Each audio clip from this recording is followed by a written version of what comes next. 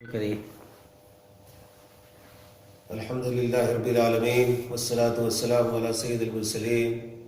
وعلی آلہ واصحابہ اجمعین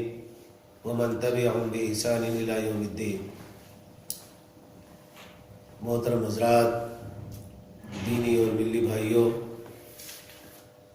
دور حاضر میں دعوت و تبلیغ کے مسائل کئی طرح سے پیچیدگی کا شکار ہو رہے ہیں۔ آج کے سائنسی دور میں یہ بات ہر شخص جانتا ہے کہ انسان کو اپنے افکار و خیالات ظاہر کرنے اور کسی بھی فکر پر اور نظریے پر عمل کرنے کا حق حاصل ہے۔ اس سلسلے میں دین اسلام کا موقف کیا ہے اور وہ اپنی دعوت کس انداز میں پیش کرتا ہے، یہ آج کے داعیان اسلام کو اس سلسلے میں غور و فکر سے کام لینا چاہیے۔ اپنی بات سلیقے سے کہنا، دلائل کے ساتھ کہنا، معروضی انداز میں کہنا، یہ انتہائی ضروری ہے۔ کسی کو زبردستی اپنی بات منوانا یا جبر کر کے کسی سے اپنی بات تسلیم کرانے نا، یہ اسلام کی تعلیم کے خلاف ہے۔ ہمیں اپنی بات کتاب و سنت کی روشنی میں کہنی چاہیے اور دلائل کے انداز میں لوگوں کو سمجھانا چاہیے کہ صحیح بات کیا ہے، اللہ کی مرضی کیا ہے اور رسول صلی اللہ علیہ وسلم کی تعلیم کیا ہے۔ جب ہم عصر حاضر یا دور حاضر کی بات کرتے ہیں تو ہمیں یہ نظر آتا ہے کہ دو شخصیتیں اس پورے پیریڈ میں ایسی رہی جن کی ذات گرامی کو لے کر یا جن کے افکار و خیالات کو لے کر عالم اسلام میں اور خود بر صغیر میں کافی غلط فہمیاں پھیلی۔ اسلام دشمن طاقتوں نے مسلمانوں کو تقسیم کرنے کے لیے ان شخصیتوں کو نشانہ بھی بنایا اور ان کے افکار و خیالات کی غلط تعبیر و تشریح بھی کی۔ میری مراد شیخ الاسلام محمد بن الوہاب نجدی اور شاہ اسماعیل شہید دہلوی رحمۃ اللہ علیہ سے۔ ان دونوں حضرات نے خالص کتاب و سنت کی روشنی میں اپنی باتیں عوام کے سامنے رکھیں اور ہر بات کے لیے قرآن مجید سے اور حدیث شریف سے دلائل فراہم کیے۔ لیکن وہ لوگ جو اسلام کی تعبیر و تشریح کے تعلق سے ان حضرات کی تعلیمات سے مطمئن نہیں ہوئے، انہوں نے اپنے پرانے خیالات یا اپنے حلقے کے خیالات کی بنیاد پر مخالفت کی اور یہ مخالفت کا سلسلہ اتنا زور پکڑ گیا کہ مسلمانوں میں ان دونوں شخصیتوں کو لے کر ہر درجہ انتشار پیدا ہوا۔ ایک بڑی کمی یہ بھی نظر آ رہی ہے، خاص طور سے بر صغیر کے پس منظر میں، کہ ان دونوں شخصیات کی کتابیں، ان کے افکار و خیالات پر مشتمل تحریریں یہاں کی مقامی زبان میں عام نہیں ہو پائیں۔ حد یہ ہے کہ آج تک شیخ الاسلام محمد بن الوہاب نجدی کی تمام کتابوں کا اردو میں ترجمہ نہیں ہوا۔ اسی طرح سے شاہ اسماعیل شہید رحمۃ اللہ علیہ کی صرف ایک کتاب تقویۃ الایمان وہ بازار میں موجود ہے یا بعض حضرات اس کا مطالعہ کر پاتے ہیں، باقی ان کی ساری تحریریں اور ساری کتابیں یا تو آؤٹ آف پرنٹ ہیں یا صرف لائبریریوں کی زینت ہیں،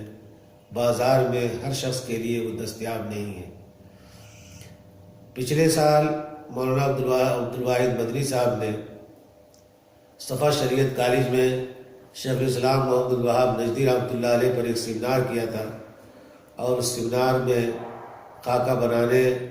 دعوت نامے بھیجنے سے میرا بھی کچھ تعلق تھا۔ ہماری خواہش یہ تھی کہ محمد الوہاب نجدی کی کتابیں لوگوں تک پہنچیں، ان کی تعلیمات سے لوگ آشنا ہوں، جو غلط فہمیاں ہیں وہ غلط فہمیاں دور ہوں۔ لیکن ظاہر بات ہے کہ ایک مدرسے کا ایک پروگرام تھا، اس کے کیمپس میں اس کی آواز بہت دور تک نہیں پہنچ سکتی تھی۔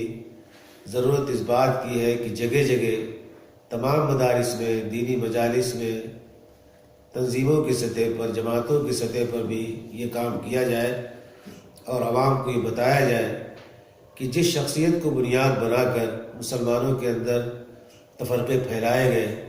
اس شخصیت کی اپنی تحریریں کیا ہیں، اس کے اپنے خیالات کیا ہیں، اور کس طرح سے وہ کتاب و سنت سے دلائل فراہم کرتے ہیں، توحید کی بات کرتے ہیں، اتباع سنت کی بات کرتے ہیں، نہ یہ کہ وہ خدا نخواستہ دشمنوں کے اعلی کار تھے، مسلمانوں کو نقصان پہنچانا چاہتے تھے، یا اسلام کو نقصان پہنچانے کے لیے یہ وجود میں آئے، سامنے آئے تھے۔ یہ تمام کے تمام باتیں الزام کی حیثیت رکھتی ہیں جو صحیح نہیں ہیں۔ اسی طرح کا پروگرام کرنے کی ضرورت ہے شاہ اسماعیل شہید رحمۃ اللہ علیہ پر بھی، کہ ان کی تحریروں کی روشنی میں لوگوں کو بتایا جائے کہ کس طرح سے بات کہی تھی انہوں نے اپنی کتابوں میں،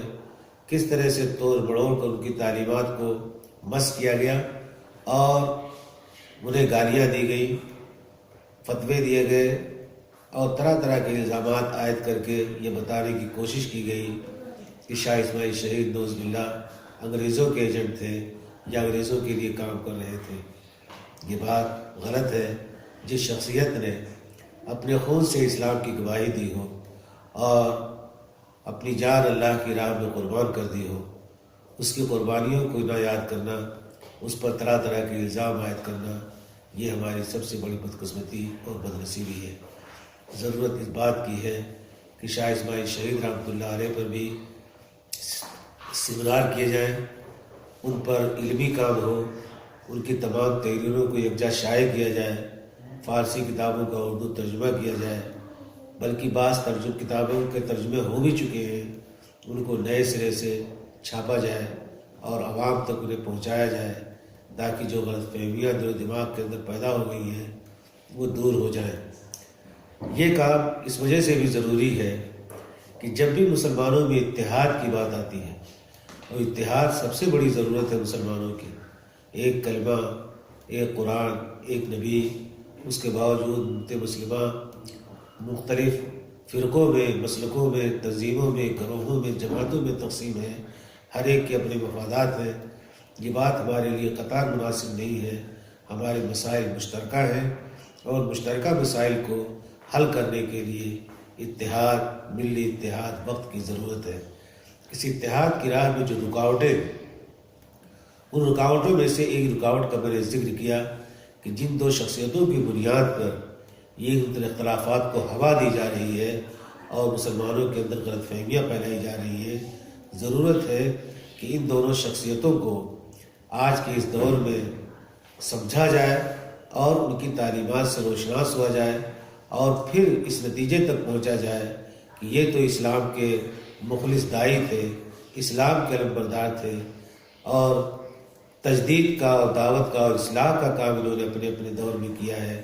یہ الزام ان پر بھیجا ہے کہ انہوں نے اسلامی تعلیمات کو نعوذ باللہ غلط انداز میں پیش کیا یا اسلام اور مسلمانوں کو نقصان پہنچانے کے در پہ ہوئے۔ یہ وقت کی ضرورت ہے، اور مجھے امید ہے کہ ہمارے وہ ادارے اور وہ افراد جو اس کی صلاحیت رکھتے ہیں، آرگنائز کر سکتے ہیں کسی سیمینار کو یا کسی پروگرام کو، وہ آرگنائز کریں، علماء کی خدمات حاصل کریں، اہل قلم کی خدمات حاصل کریں، مدارس کے علاوہ یونیورسٹیوں اور جامعات کے لوگوں کو مدعو کیا جائے، اچھے اسکالرس اکٹھے کیے جائیں، اور پھر ان سے یہ درخواست کی جائے کہ آپ ان دونوں شخصیات کی کتابوں کے مطالعے کے بعد آپ یہ بتائیں دنیا کو کہ انہوں نے کتاب و سنت کے مطابق اپنی تعلیمات پیش کی ہیں یا خدا نخواستہ ان سے انحراف کیا ہے۔ اگر یہ تصویر صاف ہو جاتی ہے تو مجھے امید ہے کہ مسلمانوں میں جو فرقہ بندیاں ہیں اور جو غلط فہمیاں ہیں وہ بڑی حد تک دور ہو سکیں گی، اور ہم سیسا پلائی دیوار بن کر اپنے مسائل کو جو مشترک ہے ان کو مل جل کر حل کر سکیں گے۔ اللہ تعالیٰ اس دور میں جس کام کی ہمیں ضرورت ہے اس کو کام کرنے کی ہمیں توفیق عطا فرمائے،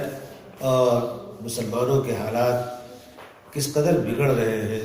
یہ بتانے کی ضرورت نہیں، اور ضرورت اس بات کی ہے کہ ہم کتاب و سنت کی طرف لوٹیں، اسلام کی طرف لوٹیں، اللہ سے اپنا رشتہ مضبوط کریں، اور اللہ ہی تعالیٰ کی طرف سے اگر مدد آئے گی